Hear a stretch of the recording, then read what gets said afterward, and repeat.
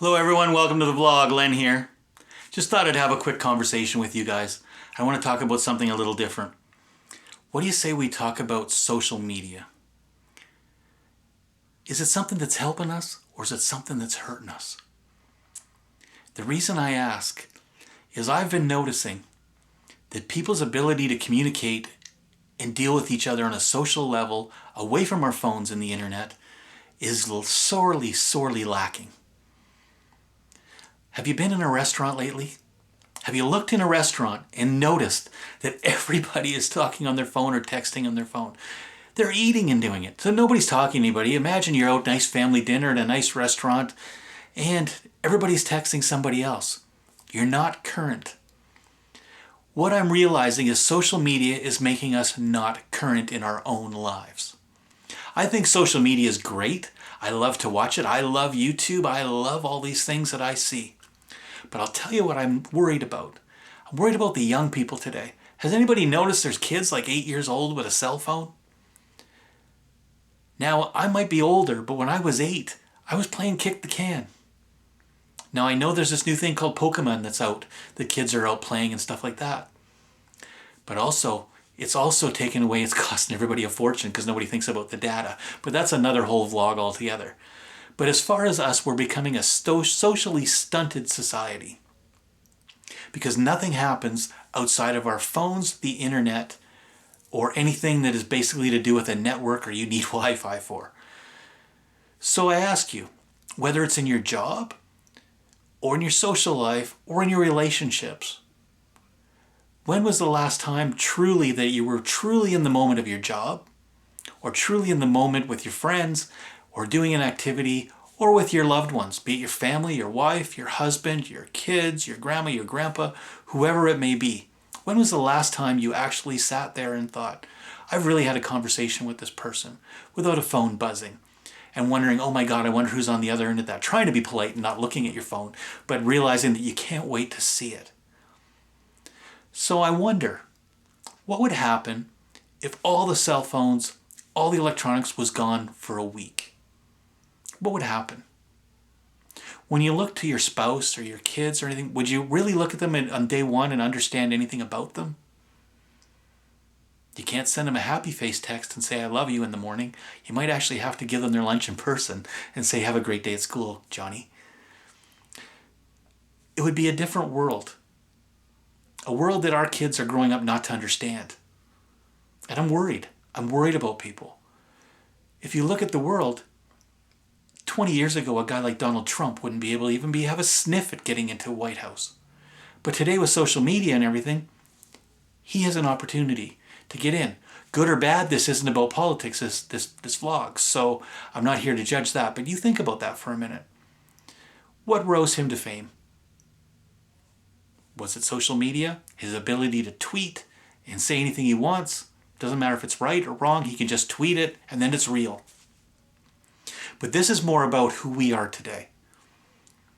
If we look at our relationships, are our relationships good? Are they bad? How many fights do you have because you misread a text or you didn't understand an email? Or your spouse or significant other text with somebody else that was misconstrued as something bad? Or how many misunderstandings are there because of social media? These are all great tools in social media. They can help you in your life, they can help expand, and they give you knowledge, there's no question. But the hindrance is, if it becomes your world in your life, you forget what's the most important thing, and that's how to be a human. I believe that's lost. Everybody says today that the kids of today are much smarter, and they think faster, and they're way ahead of us. You know what? That might be true. But how many skills do they have in real life? Again, somebody's going to argue and say social media, that is real life in this generation. But imagine if it was taken away. Where would they be? When was the last time as parents or as a mentor or as a boss or a manager that we actually remembered the one-on-one, hands-on approach to dealing with any situation? In the business world, how many times do you say, I think I'm just going to fire off an email. I'm really angry. I'm going to fire off an email. How many times on Facebook does somebody say socially, I'm going to unfriend them. I'm going to comment. I'm going to put my status in, and I am going to attack these people. Would you do all these things if you were standing right in front of them? I venture to guess no. So that tells you where we've become. We become really Teflon. We don't believe anything's real. We believe that we can do whatever we want because we hide behind our telephones. We hide behind our cell phones, our computers, our tablets, our iPads, whatever the case may be. We become a world where reality stars and social media have become what we see as normal. It's not. It's just not right.